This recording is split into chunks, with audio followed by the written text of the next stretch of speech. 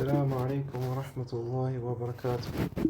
بسم الله والحمد لله والصلاة والسلام على رسول الله صلى الله عليه وعلى آله وصحبه ومن والاه. From the mistakes we see in the prayer, and this is something that we see a lot, is yawning with your mouth wide open, and sometimes even making a loud sound during that.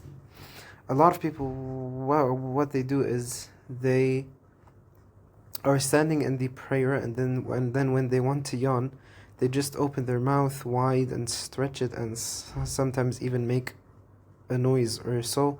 All of this while they are standing in the salah. But all of this is from the mistakes in the salah.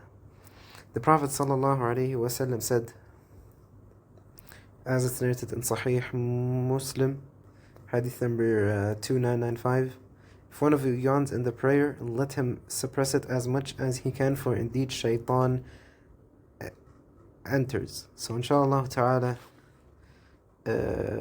may Allah make us from those who apply that which we learn in our daily life. Barakallahu feekum.